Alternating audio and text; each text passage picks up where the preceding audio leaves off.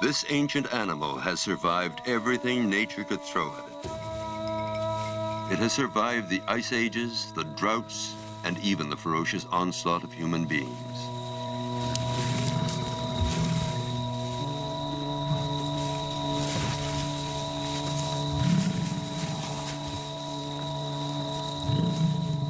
In the last century, the North American bison has been rounded up, captured, transported, and manipulated.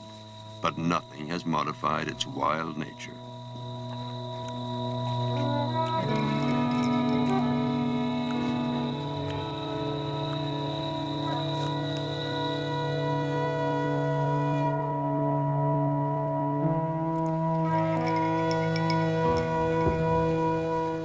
For nearly 80 years now, Canada has been working to preserve the bison. And today, an attempt is underway to re-establish it as a free animal once again.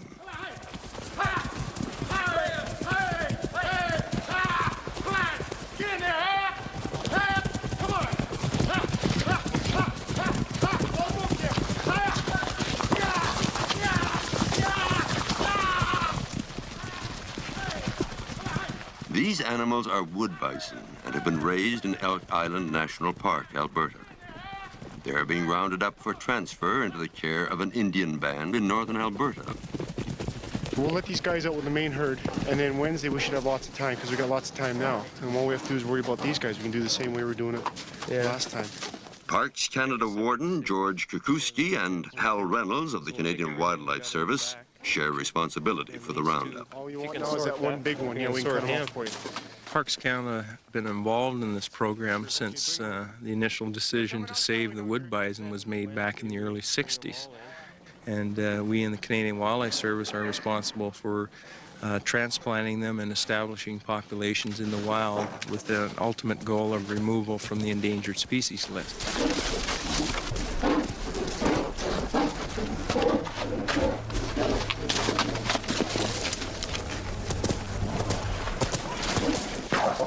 Every few years, 30 or so bison are chosen for delivery to other parts of the country. But it doesn't always work out as planned. Hang it down like first. Yeah, come on. No matter that they've been raised behind fences, these animals don't like to be penned, and their handling demands a special knowledge and care. Come on. Come on. Come on. You want them prod or not? No, no prod. Here we go. It's peeved off as it is already.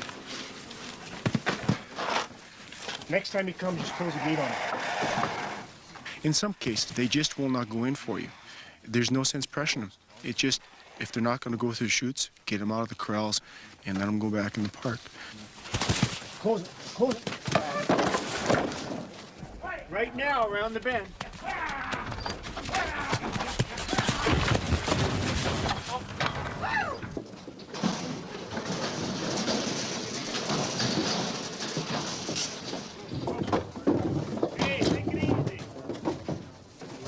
When you get an animal that is jumping, it works really well if we put a blanket over their head and just calm them down and talk to them. And in most cases, it's usually a really excellent tool. All right, open that gate when I tell you to.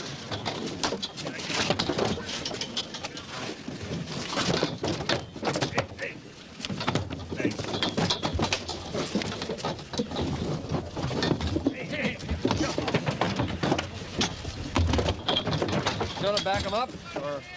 Veterinarian Dr. Eric Broughton uses a small dose of a mild drug to reduce the animal's aggression and prevent them from injuring each other.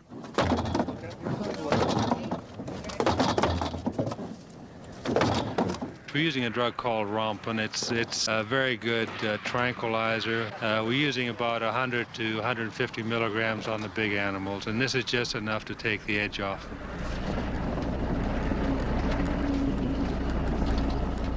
There are many problems in the release of free-ranging herds of wild bison. In particular, transplanted adult bison tend to wander, and they may do so in this case. Personally, I would like to see some of the adult animals released. And if that doesn't work out, then we won't release any more of the adult animals and just will work with progeny. At which time, in 4 or 5 years, we'll have to then decide what to do with the initial transplant herd. It's all experimental at this point in time. We don't really have the answers. The bison are loaded onto a specially designed truck. They are separated from each other by partitions pulled into place behind them.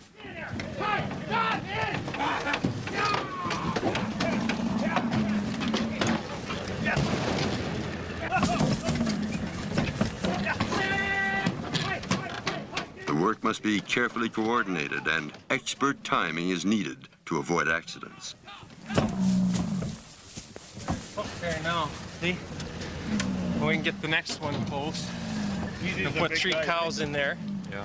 And then 4 cows in the back, 4 small ones. And That's big, eh? These guys, eh? These guys are huge. They must be 1,800, 1,900 pounds a piece. Good. Perfect.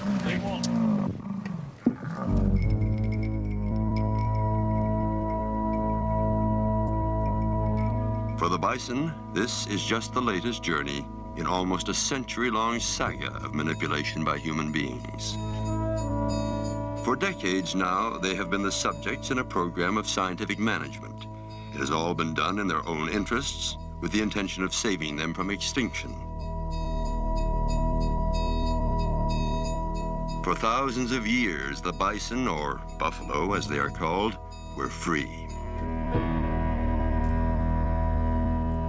The prairies were said to be, though they never really were, covered with bison, standing shoulder to shoulder as far as the eye could see.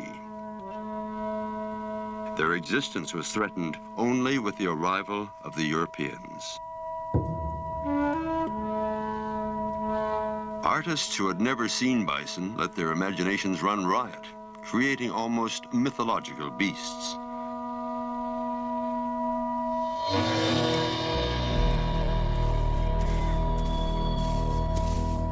The first settlers never understood the real bison, a shy and placid animal that seemed to mystify them because of its great numbers and immense power.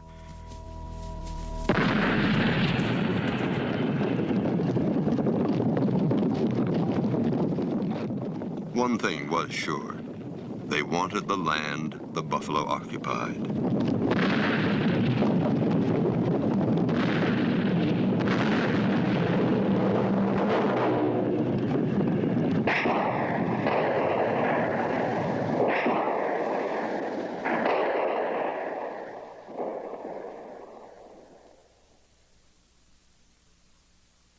By the mid-1880s, only about 1,000 bison were left. Most of the survivors on the plains were held in small herds by private citizens.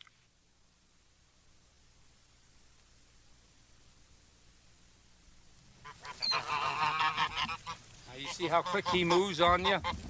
He won't go anywhere. But he... Robert Shaw, a Montana rancher, is a modern-day example of those early enthusiasts who helped save the bison from extinction. He just go back to Buffy. He kind of hangs with the other one. Buffy. His method of survival was all from the bottle. So he became more gentle, but he still has a mind of his own, don't think he doesn't. I just happened to be riding up this canyon, and here I come onto this baby calf that a cow had calved there, you know, a young cow, and she'd moved off and left this calf. So I was riding on, we went on, and then we turned around and came back, and we come down and went up and picked the little fella up. But he had never had any milk, see, when we got him. And so Marge there, she raised him on a bottle. And he's what you call extremely gentle. You seen how I walked right up to him there a minute ago. Yeah, but he's still, you don't trust him too much. Oh, no. The buffalo are entirely, that's why you don't see so many of these bison herds or buffalo, whatever you want to call them, because they are more difficult to handle. That's why everybody doesn't have them. And another thing, you've got to be a little bit situated for them. your ranch situation now, they like these hills. Here, these like to go back in the hills. They like to go to the hills. I have a small herd of buffalo. I've never sold one yet, so it's a dead loss economically, commercially, but I like to have them here. This is Doug Allard of St. Ignatius, Montana. My dad could care less about buffalo. I like buffalo. My Uncle Charlie liked buffalo. His dad liked buffalo. But all the people who owned buffalo at that time were like those people. And when they passed away, their buffalo herds were gone. Their little pasture where they had their 20 or 30 buffalo was used for milk cows, and they sold the buffalo. So I really believe that had this Allard Pablo herd not been in existence, I think the buffalo might have been extinct today.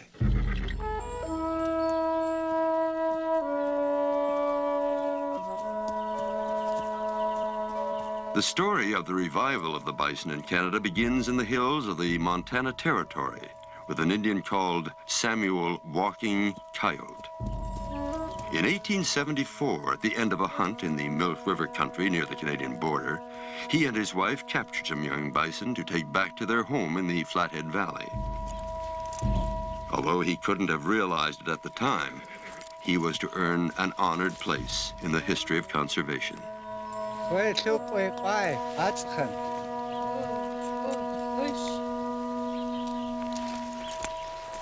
Walking Coyote came here with the buffalo as kind of a peace offering. He was bringing him back to show that he could do something good because he had run off with another woman, wanted to come back here to his wife from here, and came back with the buffalo calves. I've heard all the way from 3 to 8. I believe there was probably maybe 5 buffalo calves that he had that were supposedly yearlings.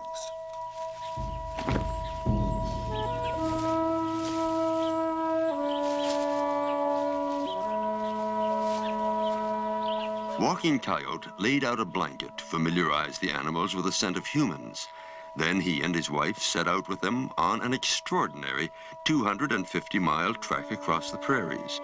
It took some perseverance and that on the part of that fellow when he was moving these buffalo. I don't think he moved them without some problems. I think he had some problems doing it, but he did it, and it was kind of a fateful end for him. But I guess that's the way things operate. What do you mean, a fateful? Well, I mean him under the bridge, finding him dead after all of going through all the hardship of getting him here. The Flathead Valley was a large reservation set aside for several tribes of Indians. Walking Coyote had access to the open range near the village of St. Ignatius, and he raised his bison there for 10 years. He was then approached with an offer to buy them by a local horse trader, Charles Allard, and his partner, Michel Pablo.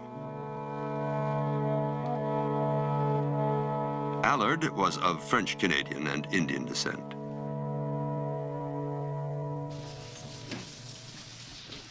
Dad, there's a man here who wants to sell these. These are bear, these are coyote teeth, and these are bobcat teeth. Allard's great-grandson, Doug, today owns an Indian trading post at St. Ignatius. Let's see. The story on Walking Coyote that I've heard all of my life is that very shortly after selling those buffalo to Allard, he was found dead under the Higgins Avenue Bridge in Missoula. I've heard other stories, but that's the one that my grandfather told me, and that's the one that I believe to be true. There was another story that I heard as a kid that said that he not only lost his money, but that my great-grandfather ended up with it a couple days later, too. Now, whether that story is true or not, I don't know. He was a very honest man, my great-grandfather, and I don't think he'd go down there and murder the guy and get his money back, but he might have won it in a card game or something like that, because my family did have a history of gambling a little bit in those days. Which, of course, is dead now. With everybody except me, I'm still a gambler.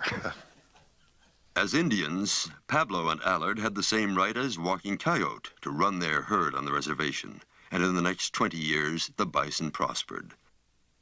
When Allard died in 1896, they had 300 animals. But the range was being closed for homesteading, and Pablo needed a new home for his bison. He offered them to the American government, but Congress was indifferent. Perhaps because of his Mexican origins, Pablo felt personally slighted, and thereafter would not listen to any American offers. Pablo trusted his friend Alexander Ayotte, a Canadian immigration officer in Montana, and agreed to Ayotte's suggestion that he sell his herd to Canada. The Canadian National Park Superintendent, Howard Douglas, understood the importance of Pablo's herd, and he badgered the Interior Minister, Frank Oliver, into making a deal. Douglas traveled down to Missoula, where he deposited a $40,000 check. The bank manager told him American conservationists were furious and could have raised $500,000 to save the herd. But Pablo's mind was made up. It was now up to Pablo to round up the largest herd of the biggest wild animals on the continent. Leader of the Roundup Riders was the laconic Charles Allard, Jr., son of the herd's original owner. Charlie Allard, Jr., that ran the Roundup, was kind of a colorful character. He's kind of always been my idol in certain areas of life, and certain other areas I'd just soon stay away from him. He was the captain of the first football team at the University of Montana, for example, but there's no record of him ever having been a student. He just played football. There's also a story just prior to the Buffalo Roundup, when he was living in Missoula and playing football. In those days, they had quite a bit of money. The Allard family had quite a bit of money. He hired a railroad car, filled it with people from Missoula, came to the train station in Ravalli. There he got on the Allard stagecoach, which they had 2 of at that time, took all these people to a place in Flathead Lake called Wild Horse Island and had a week-long party. And there's still people from around Frenchtown and Missoula who tell me about hearing about that escapade.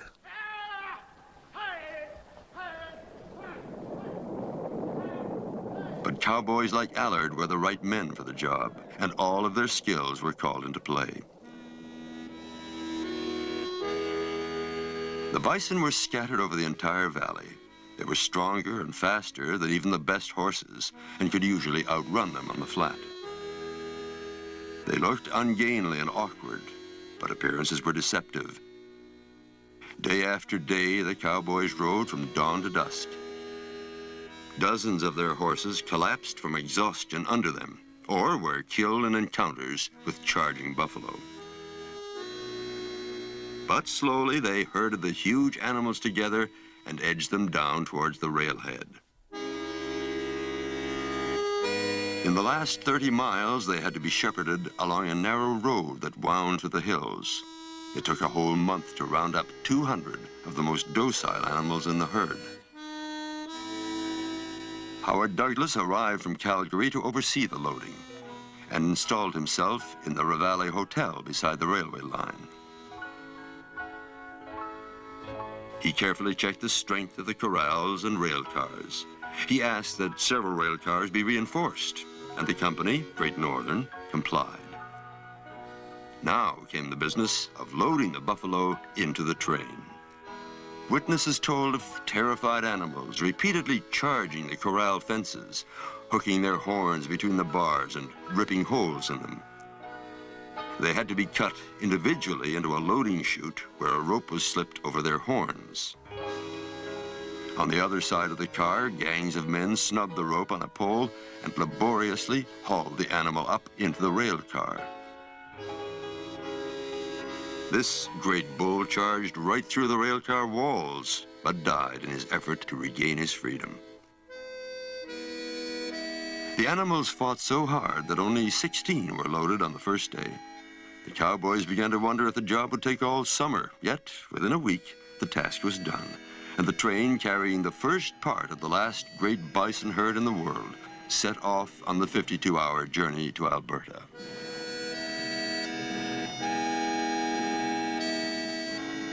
By now, the buffalo were evoking a warm curiosity and sympathy. People came from the neighboring villages to Lamont near Edmonton and made an occasion of it. Men in their bowlers, Homburgs, and Panamas, women in their Sunday best.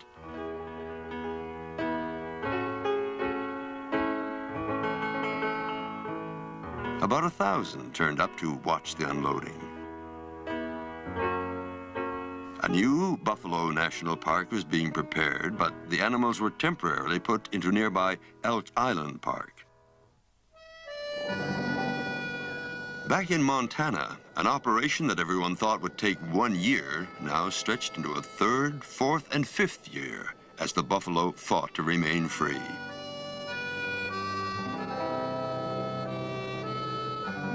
In 1909, it was decided to bring them in one by one in individual crates.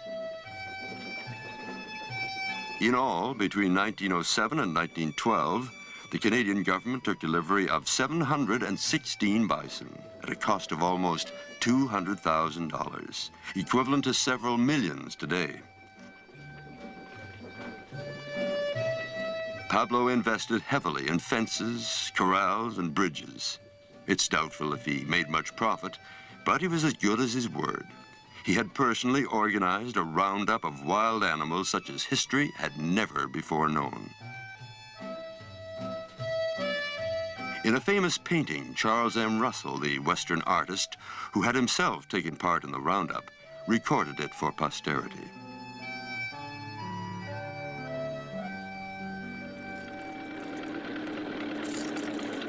To receive the buffalo, the Canadian government set aside 200 square miles of Alberta prairie near Wainwright. It was thought to be ideal habitat, capable of sustaining at least 5,000 buffalo, enough for the foreseeable future. But the buffalo did far better than expected. They now showed how they had become the dominant animal on the continent. By the end of the First World War, there were already 8,000 buffalo in the park.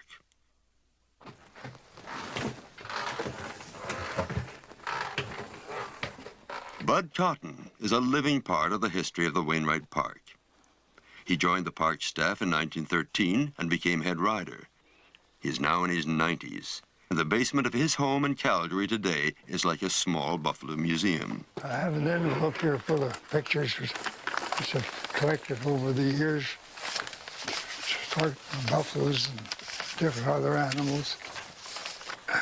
And we had handled over 28,000 altogether on our main herd. Bud's photographs are a testament to his life's work with the buffalo. Today, those memories are strong.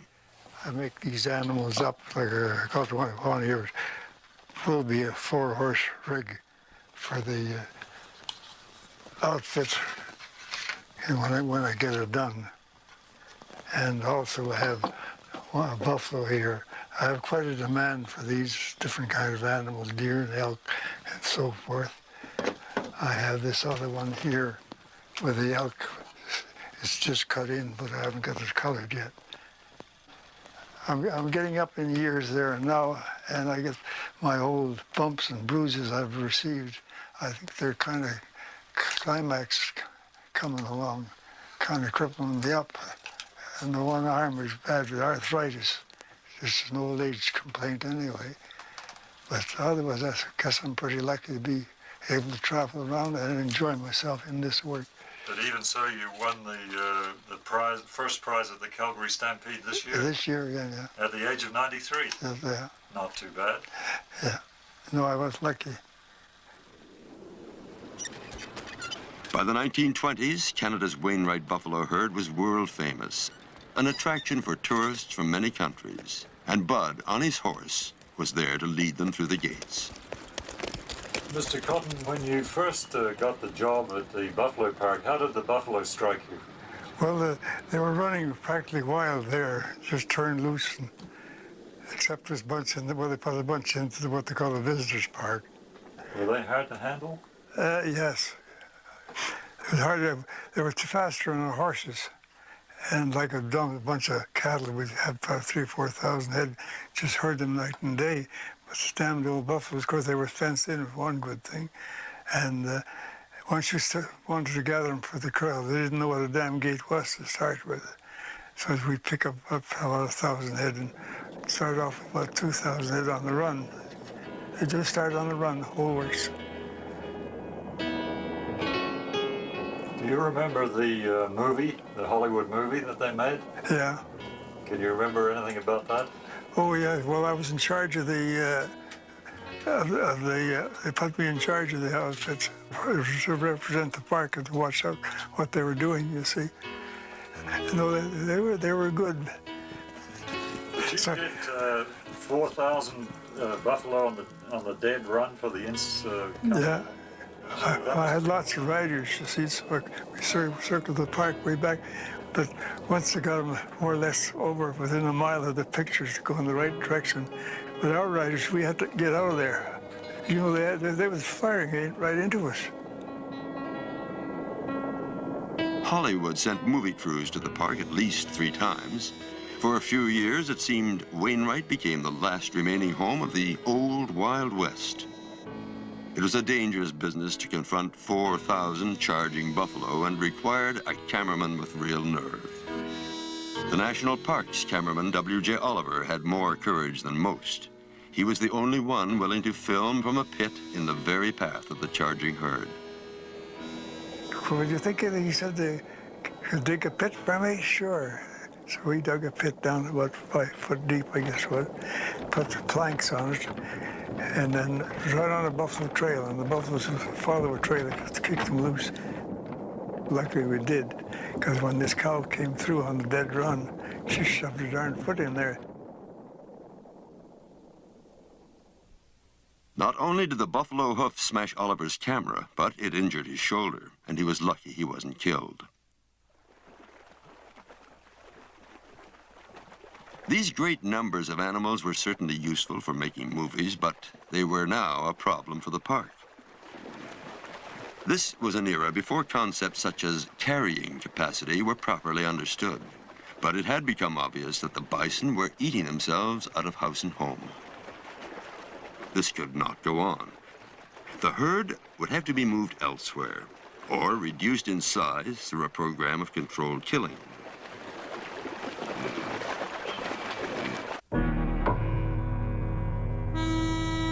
A man called Sam Purchell, a deadly shot, was hired to cull the herd.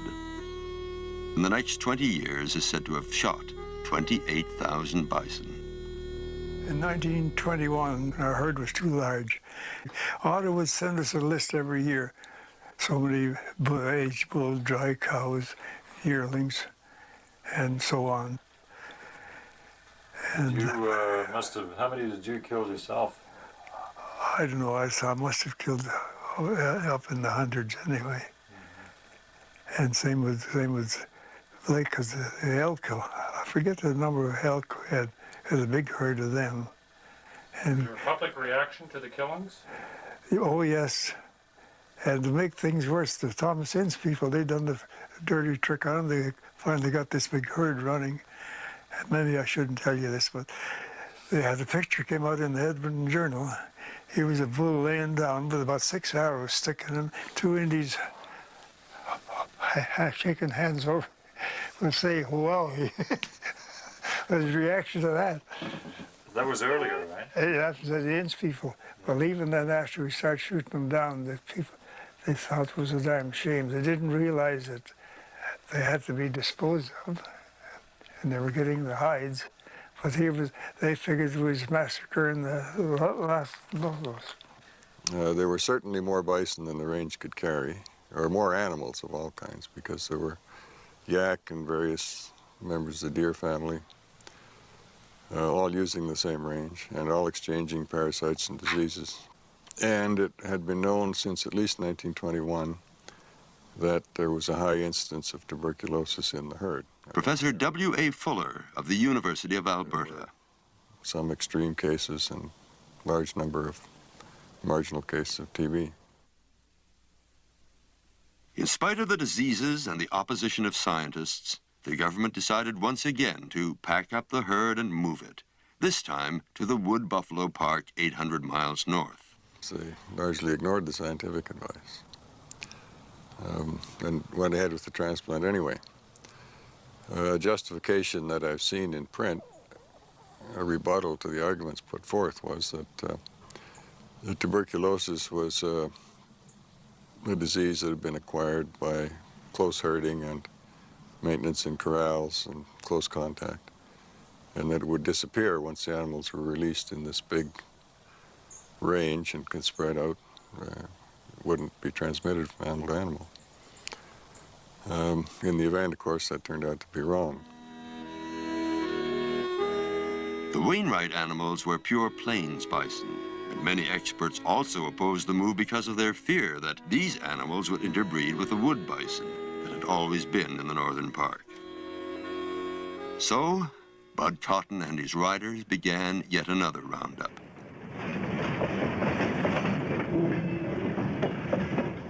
The animals were put on a train to Fort McMurray, where they were placed in holding pens.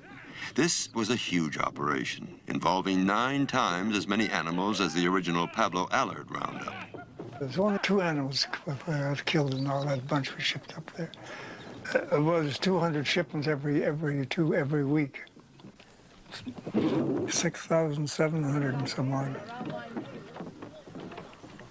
Well, there were some local politics involved. The contract to move the bison was awarded to a company owned by Peace River Jim Cornwall, who was a firm supporter of the government and had actually raised a regiment of soldiers at the time of the First World War. And presumably the 4 years of this contract saved him from bankruptcy.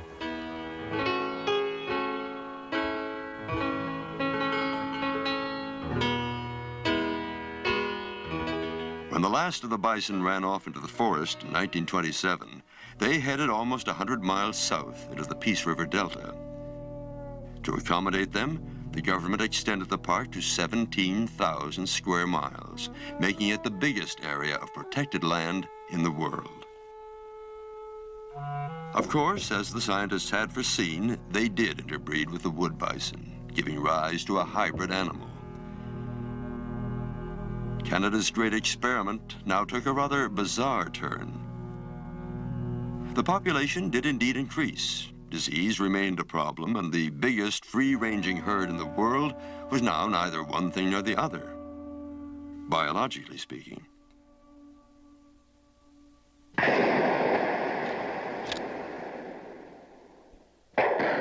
Once again, a program of selective slaughter was carried out. This time, the purpose of the slaughter was to provide meat for native people. In the 1960s, they had to kill some animals for a more urgent reason, to save the herd from an outbreak of anthrax. Anthrax is a spore that becomes established in the soil. It can remain active for decades. Animals can pick it up through simply eating or drinking. An infected animal almost surely dies within a week.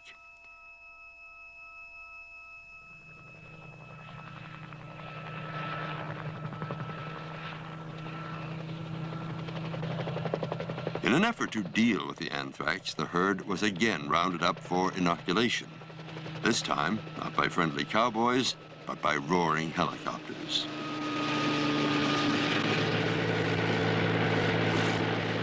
These corrals were built on an enormous scale and at high cost.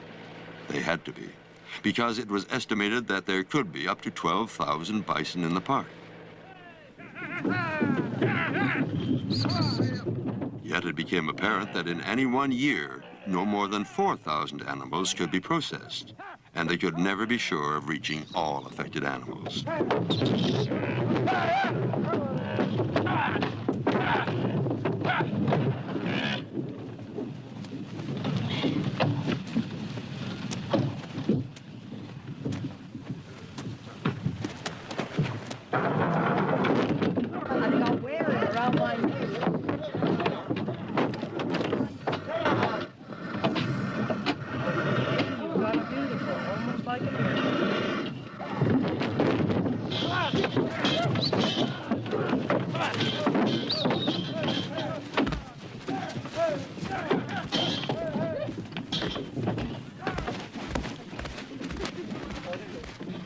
The inoculation program was never proven to be effective.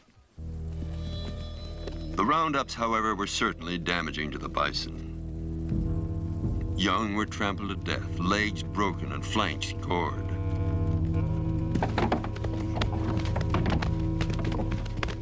Then came a new problem, capture myopathy, death from shock. Many animals lost control of their movements, sank to the ground, and either were never able to rise again or simply withered away to die within a few days.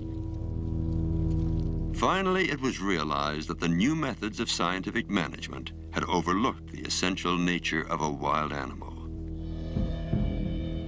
The roundups were discontinued.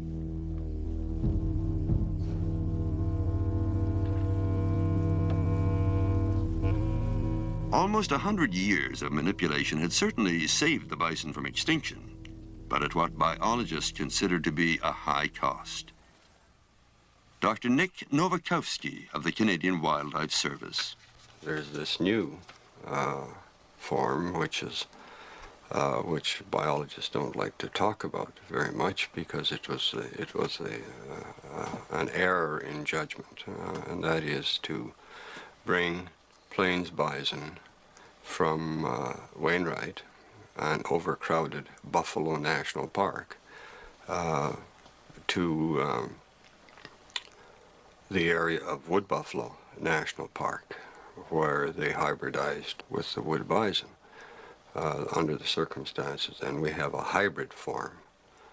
Strangely, that was the only population that was free roaming in Canada.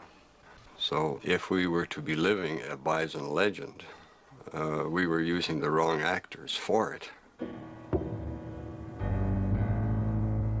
In the late 50s, Dr. Nowakowski discovered a small herd of wood bison in the north of the park that had apparently never been in contact with the Wainwright animals. 77 of these animals were rounded up.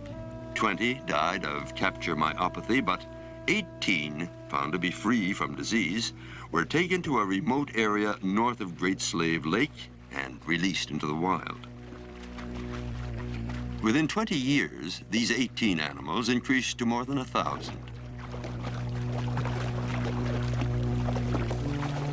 To safeguard what was a very, very small population of wood bison when we first began the operation, it was necessary to spread them far and wide under some form of security. So the second movement in 1965 was Elk Island, which is a fenced national park. Elk Island National Park already had plains bison. Now, a small herd of wood bison were moved into an isolated area of the park south of Highway 16.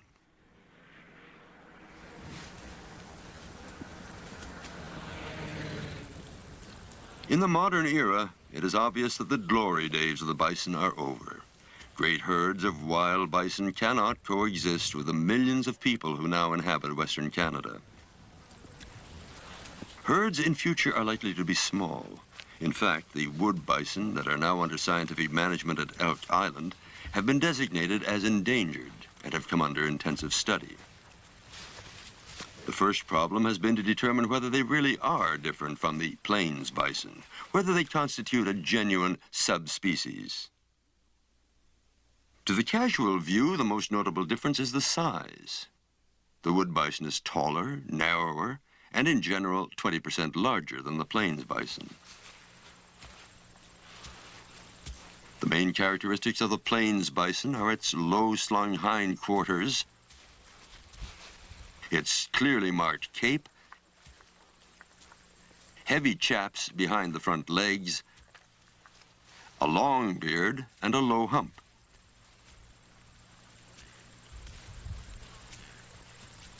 The head is quite close to the body, the neck short.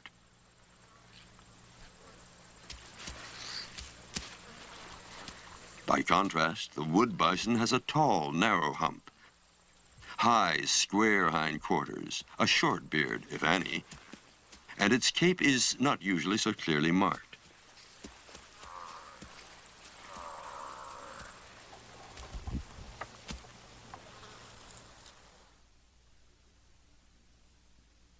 There has been a big increase in recent years in scientific study of bison. Many museums and universities are interested in the animal, as illustrated in this diorama in Ottawa. Hundreds of researchers in many countries have been busy digging up ancient skulls. In Ottawa alone, there are now warehouses full of old bones, and they have been used by the Museum of Natural Sciences in a 5-year study to determine the difference between wood and plains bison. Now, these two skulls show some of the differences that came out of our morphometric analysis, and which seem to be the distinctions between plains and wood bison. First of all, if one looks at the horns, you can see that the wood bison has longer, more developed horns. The second part of the skull is the rostrum, which tends to be wider, the nasals, the rostrum, in the plains bison than in the wood bison. As we found that we could discriminate between plains bison skulls and wood bison skulls on the basis Dr. Stanley Van Zyl de Jong. We attempted to reconstruct the historical range of the two forms. All bison populations from the Canadian Rockies and the American Rockies or areas west are closely related to plains bison. The wood bison, on the other hand, the core distribution, historical distribution, is in this area.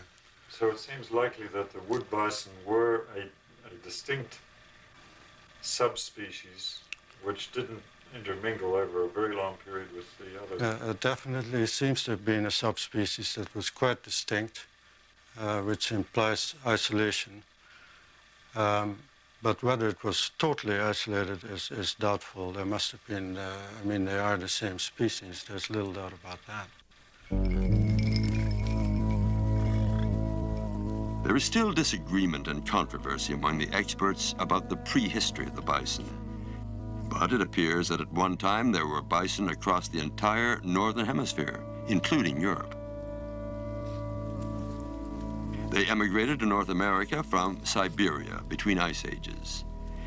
Here they have lived through many adaptations, sometimes developing long horns and large bodies, at other times shrinking in size, until they took their present form about 4,000 years ago.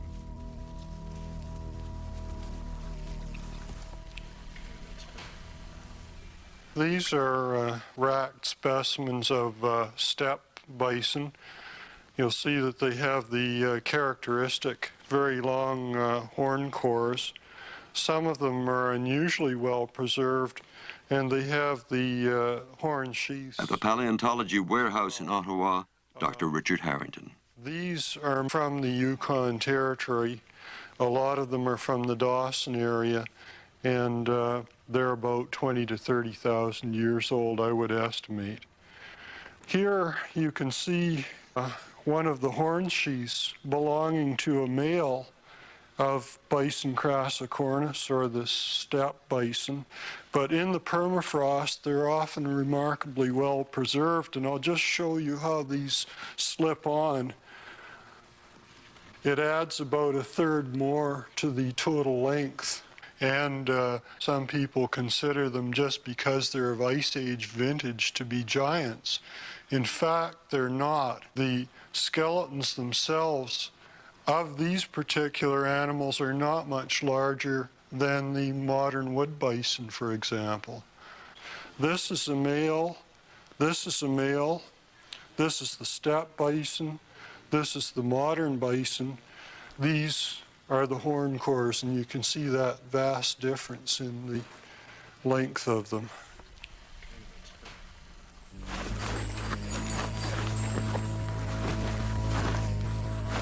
Researchers have spent endless hours crouched in fields noting every detail of bison behavior. And dozens of treatises have been published by competing experts, especially about their sexual habits. In Elk Island in August, after months away by themselves, the wood bison bulls come out of their seclusion and begin to exhibit aggressive and restless behavior. The rutting season is at hand.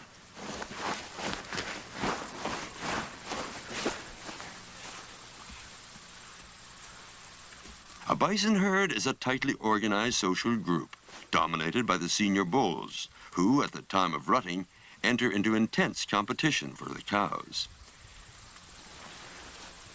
Once a bull is in a high state of aggression and excitement, he is usually looking for a fight. He will wander the herd, challenging other bulls to establish his dominance.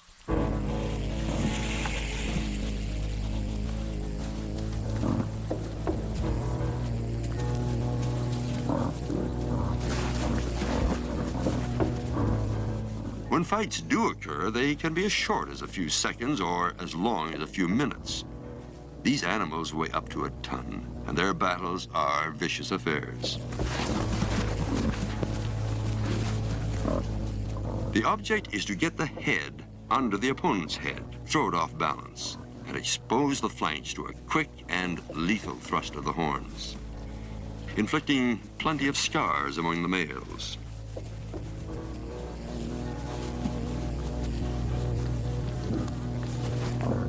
The bull's prize for such a victory is the cow of his choice, if she's interested.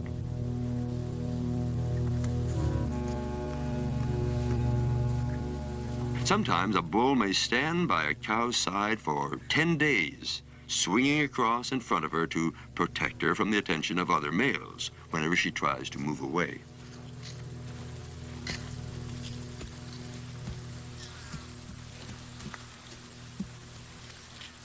Many people travel to Elk Island National Park at this time of year to observe bison behavior. Among those is Mrs. Alice French, a bison aficionado. I can drive right into a fairly large herd that will be starting their day, so to speak. And they tend to bed for the night along the road, because I think the grass, the grazing in that area is probably very appealing to them, and they settle down for the night.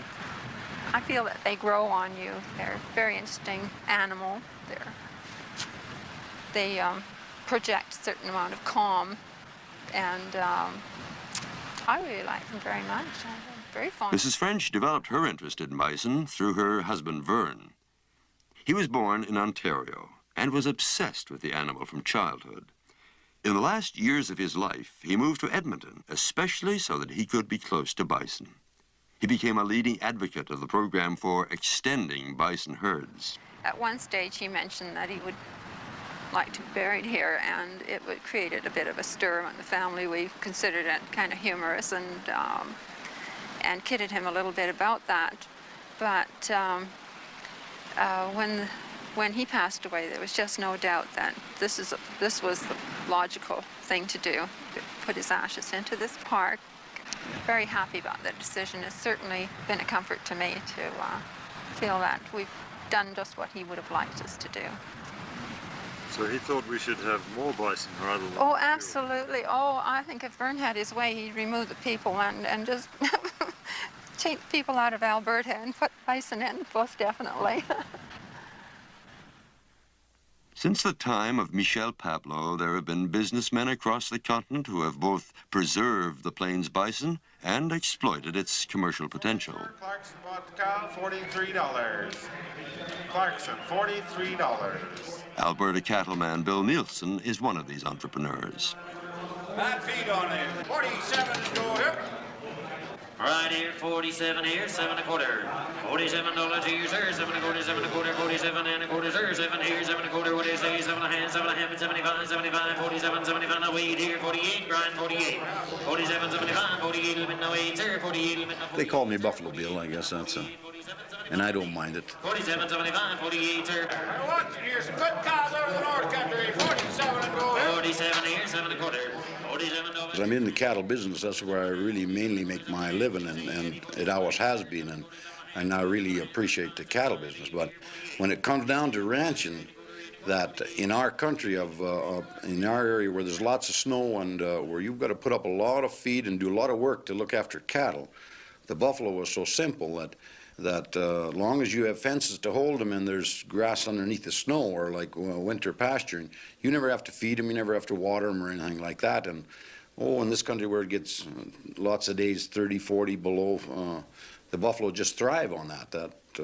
They just out in the middle of the fields and jump and play and have a good time, where your cattle are in the barns backed up with behind the sheds and humped over and cold and pretty hard on them, see. I've had awful good luck working with them. They've been, they're good to me. They make me money. To me, they got more brains than all the rest of the animals put together. You can just about talk to them. For many decades, ranchers have used bison in cross-breeding experiments with domestic cattle. And what's her mix? She's beefalo and beefalo. She's a real cross. From a beefalo cow and from a beefalo bull. Because usually when you start up breeding beefalo, you should start out with a 3 crossway bred cow.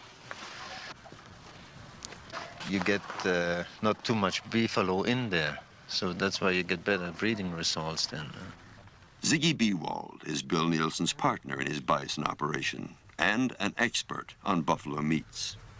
Well, he's a chef, and he got attached to this buffalo 3-4 years ago before I met him, and I really don't know how he got just figuring out that he wanted to get into it. But when I run into him, he was already selling buffalo meat, like on a small basis. And I got visiting with him, and he knew all about the buffalo meat and how to cook it. And by being a chef like that, he'd experimented with it a little bit, and so I was looking for somebody to help me, see. What about the commercial future for beefalo as opposed to buffalo, Ziggy? I would say there is no future market price-wise for the food industry or a special market for it, because if you put it on the table, it is not much different. Just on the meat is a little more marbled than beef, but taste-wise, it's just about the same. So you think the market is really going to be in the wild meats area?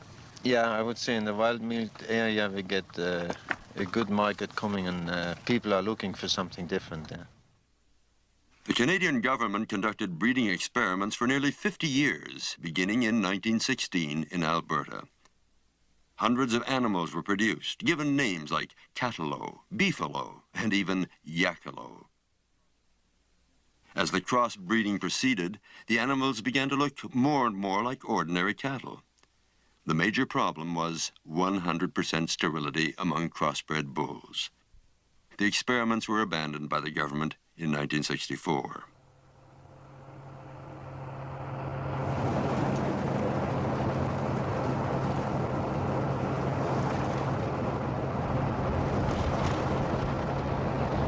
The truck that left Elk Island National Park with 18 wild wood bison has traveled all night on the 800-mile journey to Hazama Indian Reserve in northern Alberta, where eventually a herd will be released into the wilderness. This is part of a program established under international conventions for saving endangered animals.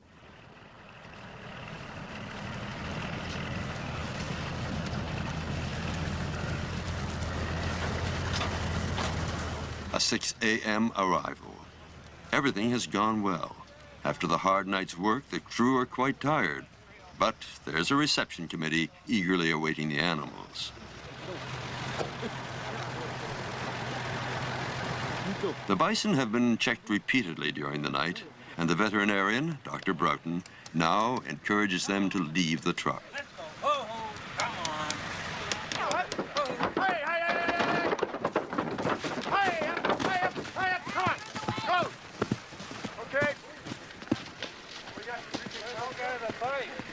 These animals were raised at Elk Island with the intention of eventual release into the wilderness. Such releases don't always work. At least once before, a released herd wandered onto the plains and had to be rounded up and sent back to the park. He's the one to watch, okay? He's the one that came after Hal and I on the roundup. And he was the one that was in the back end. You can tell him by that funny hunk of hair on his nose. Be careful of him. I wouldn't trust him at all, and I wouldn't go unless I had a truck on that.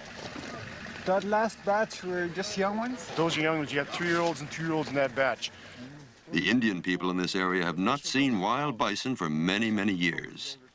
And for them, the reintroduction has a special significance.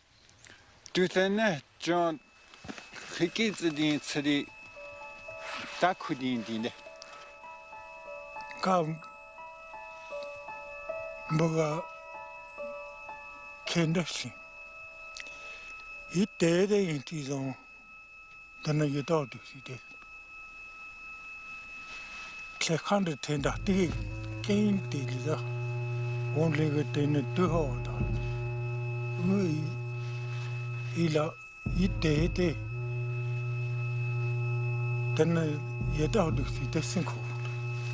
am very happy that the buffalo are released today. He says it seems that the natural habitat, the wildlife around the area are slowly decreasing, and hopefully he says that the buffalo will breed and increase in numbers in our country.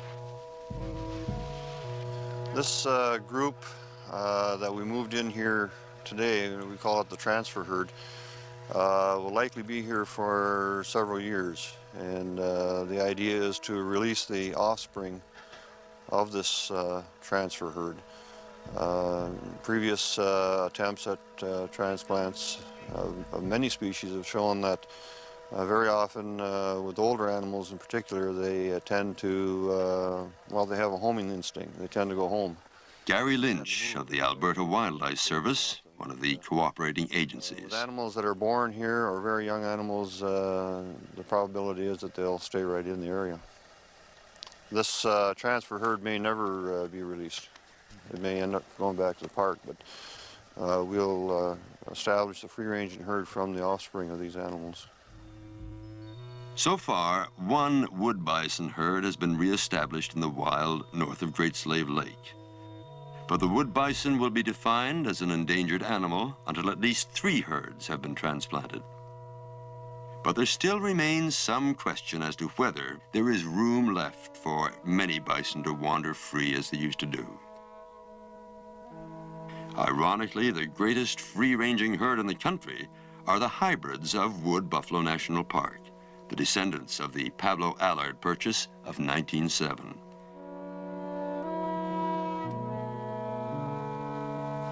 They have survived because of the dedicated efforts over many years of people who just like buffalo.